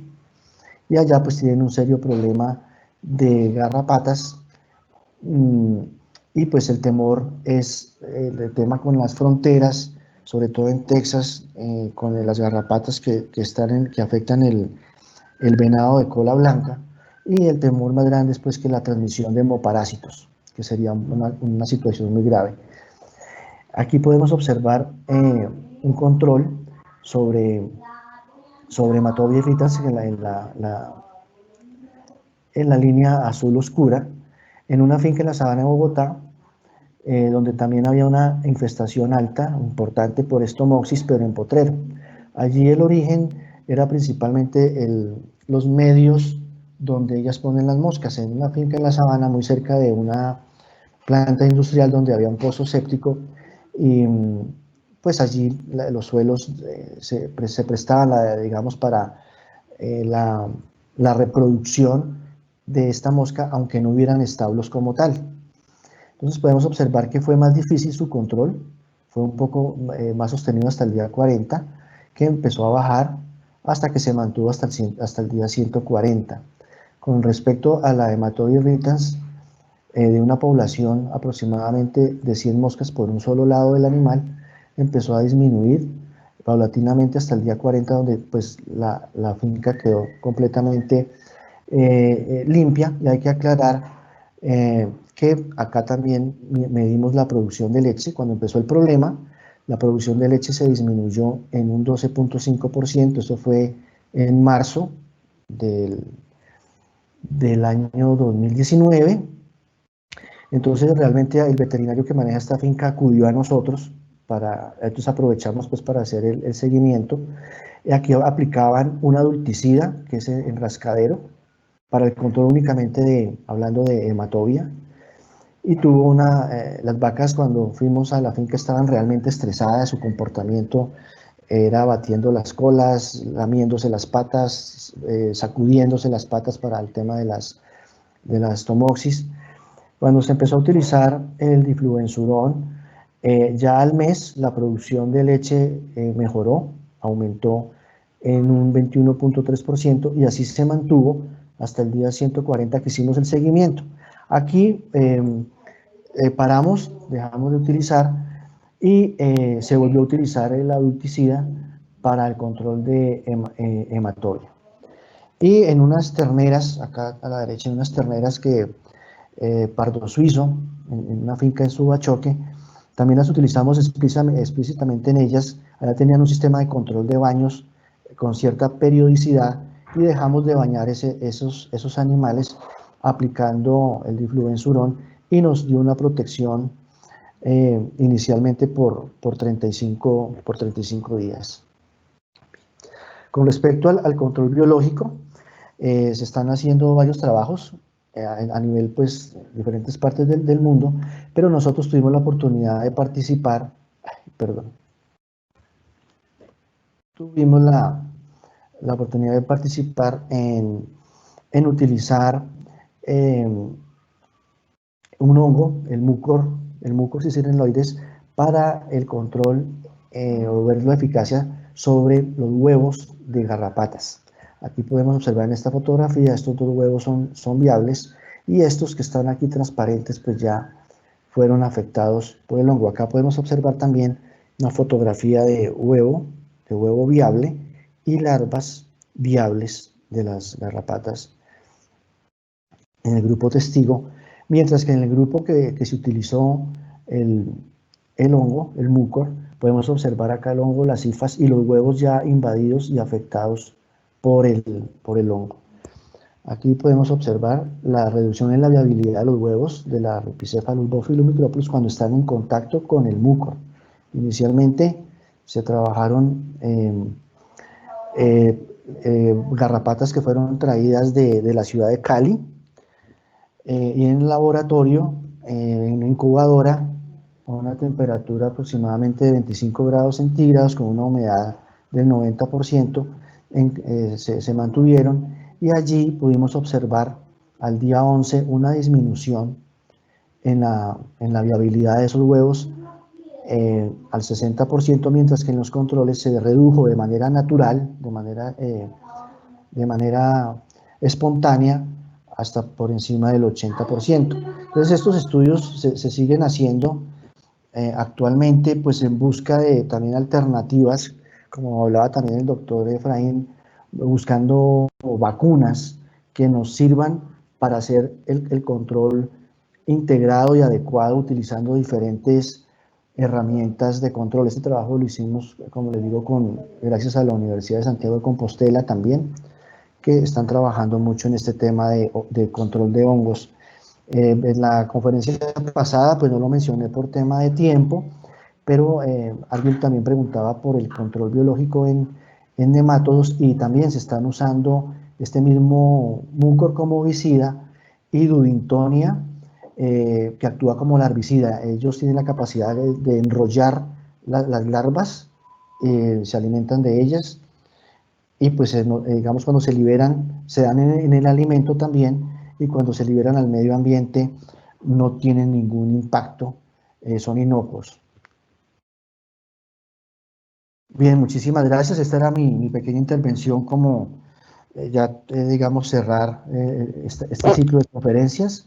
Nuevamente agradeciéndoles mucho su atención y podemos pasar ya a las preguntas. Manuel, adelante. Bueno, muchas gracias, doctor Rodrigo. Les estaré compartiendo ahorita con mi coanfitrión Hernando, quien me estará colaborando con la parte de las preguntas, mientras yo termino de cuadrar los inscritos para el sorteo. Hernando, muchas gracias. Bueno, buenas noches para todos. Salieron aquí algunas preguntas, voy a leer las que eran todas. La primera fue escrita por Anónimo, para el doctor Benavides. Pregunta, teniendo en cuenta que la fase parasítica de los insectos adultos son el 20% aproximadamente de la población, Esto quiere decir que los tratamientos exitosos serán aquellos que partan del control de las primeras fases de vida del parásito, es decir, huevo, larva, pupa. ¿Esta lectura está correcta?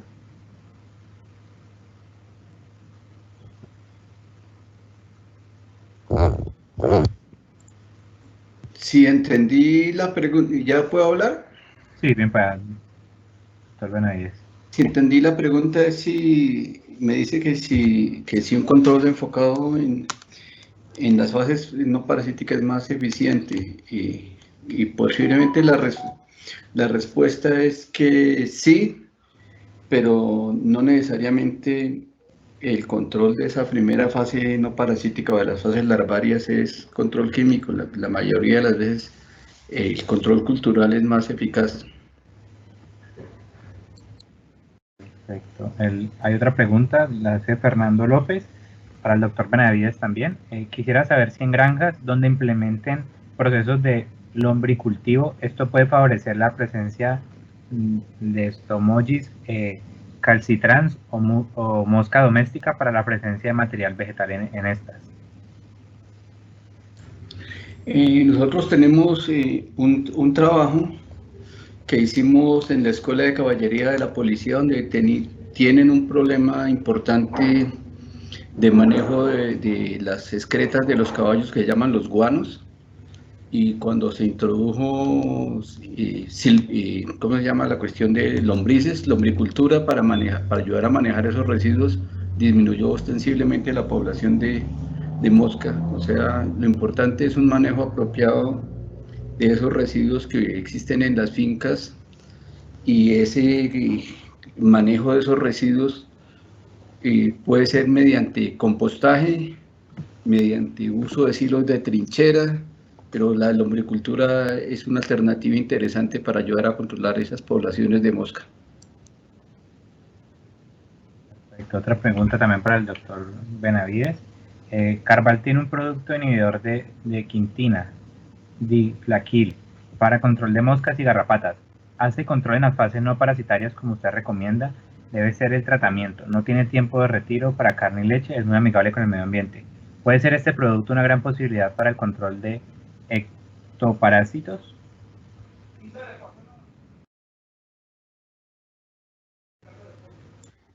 Como todos los productos químicos, lo importante es hacer un uso prudente del químico para épocas de explosiones poblacionales y no pensar en un uso permanente de esta alternativa como alternativa de control de moscas, y tampoco permanente para el control de ciertos ectoparásitos. Este tipo de productos que son muy excelentes, hay que buscar focalizarlos en qué parte del ciclo de vida se utilizan para que su uso no sea permanente. Perfecto, hay otras dos preguntas. No especifica para quién, pero entonces dice, se está popularizando el uso del ivermectina mezclada con los baños comerciales, par con resultados positivos aparentemente. ¿Qué opinión tiene de esto? Voy a contestar primero, como decía antes, las ivermectinas, y como lo dijimos en la presentación del martes, las ivermectinas son un muy buen parasiticida, pero tienen un problema, es que son muy adversas con el medio ambiente porque afectan el ciclo de vida de toda la fauna que vive en el suelo y afecta esa microbiota. Cuando se hace un uso intenso de lactonas macrocíclicas, que es el nombre real de todo ese grupo de compuestos, cuando se hace un uso intenso de lactonas macrocíclicas en una finca, se empiezan a afectar los cultivos aledaños porque desaparecen los polinizadores, y también se retrasa mucho la biología de las boñigas en el suelo, disminuyendo la capacidad de carga de las praderas. Entonces, nuestra recomendación es que si quieres utilizar lactonas macrocíclicas en una finca, solo haga una aplicación al año, y en lo posible solo utilice la dosis de 100 microgramos, no la de altas concentraciones, porque esas tienen un impacto ecológico mayor. Y yo no recomiendo el uso de productos mezclados. Eso no es una buena característica. Hay otra Bien. pregunta, otras dos Perdona, preguntas. ¿Tres? Perdona, yo contesto acá también. Ah, perfecto. Bien, para el doctor Bonilla. Sí, el doctor Efraín tiene toda la razón. Las ivermectinas de alta concentración, cuando se utilizan de manera indiscriminada, son impactantes en el medio ambiente, como él ya lo mencionó, y nosotros las estamos recomendando igualmente una vez al año, pero no en mezcla. Realmente los baños o la aplicación, por dar un ejemplo, vamos a aplicar una ivermectina o una eprimomectina, que es una concentración baja, 0,5%, su impacto ambiental es mucho menor que las ivermectinas, aplicada estratégicamente, pero no mezclada, sino que como un coadyuvante, ¿sí? Se puede aplicar, digamos, a los 2, 3 meses después, dependiendo, 4 meses después un fipronil o un acaricida o un mosquicida de manera estratégica. Gracias.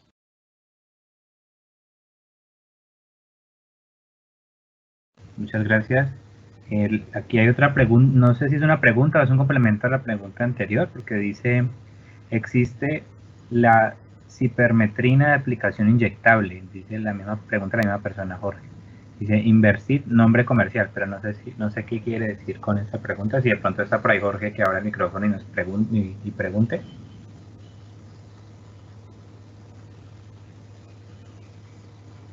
Bueno, no sé si la puede reformular y la leemos otra vez. Pasamos por la siguiente pregunta de José Gabriel Rincón. Dice, ¿las lluvias tienen algún efecto en el producto utilizado en las trampas de moscas?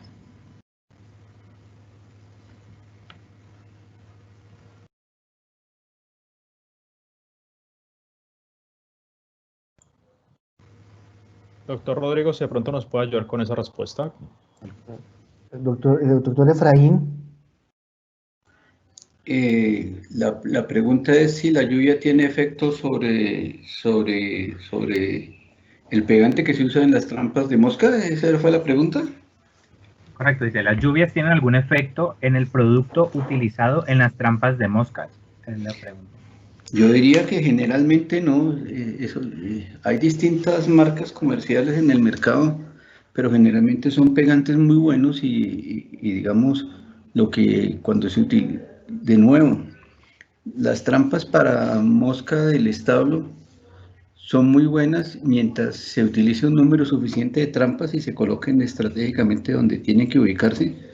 Y generalmente hay que reemplazar los plásticos cada 2 o 3 semanas porque ya se llenan de tantas moscas que ya no hay donde quepan más moscas. Entonces, y así llueva, el pegante sigue estando, en mi experiencia.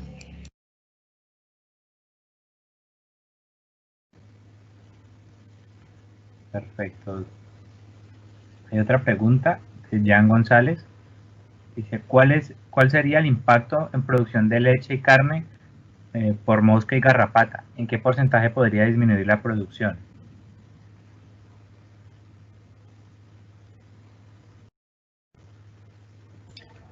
Bueno, el impacto directo, nosotros tenemos algún estudio que hicimos con un estudiante de maestría sobre este particular.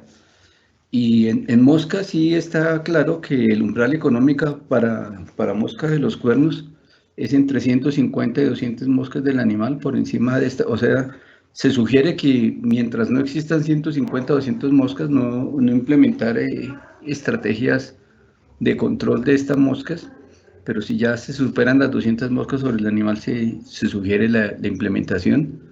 Pero en el caso de la mosca del establo, el umbral económico está entre 20 y 30 moscas por animal. Y esto se realiza con estudios haciendo recuentos específicos de moscas y comparando la producción de leche, que fue lo que hicimos en este caso en el Valle del Sinú. En el caso de la garrapata, el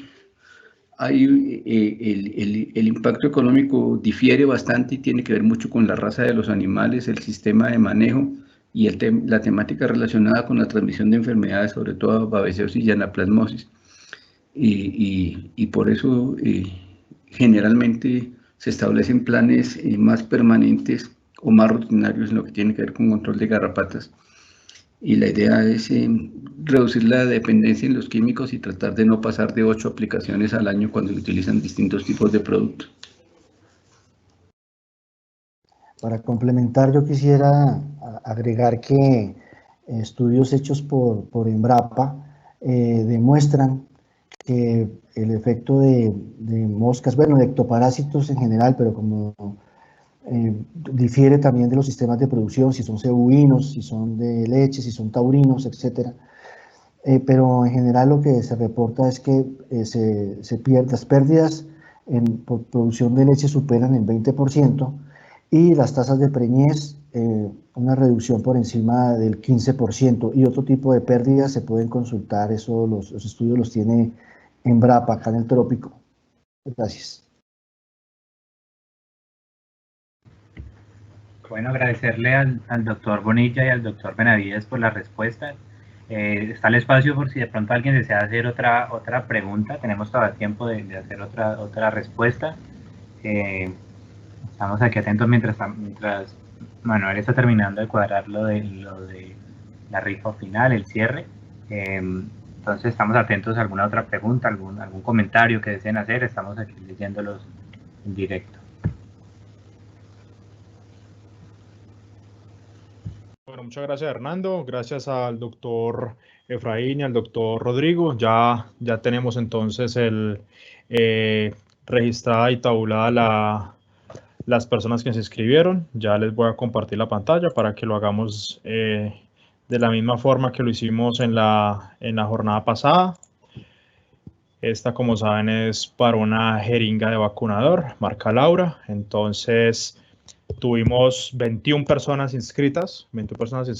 Por favor, la persona que resulte la ganadora, por favor, escribe y habla para poder comunicarse y poder coordinar el envío de su premio. Entonces, la dinámica va a ser que voy a poner un número aleatorio que es de entre 1 y 21, y el número que arroje será la persona que gane. Entonces, por favor, la persona que gane, como les digo, se escribe, por favor, Hernando pendiente para colaborarme para notificarme. Entonces, el número que ganó es el número 8, la señora Carol Luengas. Por favor, Carol Luengas, que nos escriba por el chat del grupo para poder notificar que se encuentra en este momento.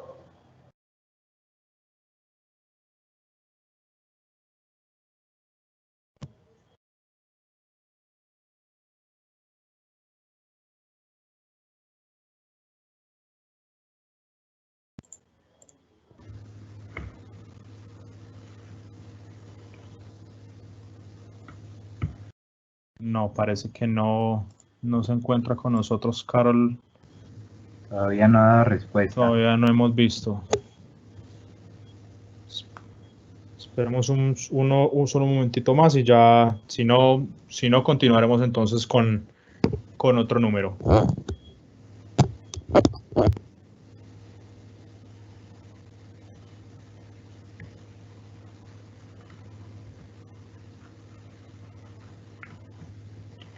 Bueno, parece que no está, entonces haremos el sorteo de nuevo al azar.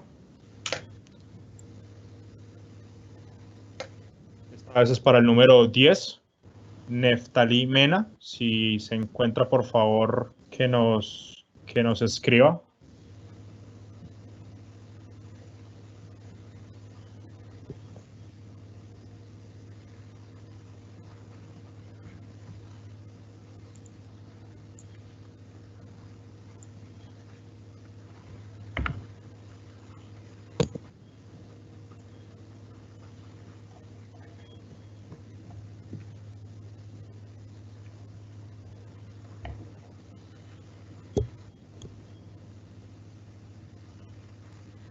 Ya tengo respuesta, ya tenemos aquí a Neftalí, felicitaciones, es la ganadora de esa jeringa vacunador. Nos estaremos entonces contactando con usted para coordinar para que le llegue. Entonces, aquí damos aquí damos por finalizada estas jornadas de capacitación. De nuevo, muchas gracias por su asistencia, por su comprensión frente a las fallas técnicas. Muchas gracias al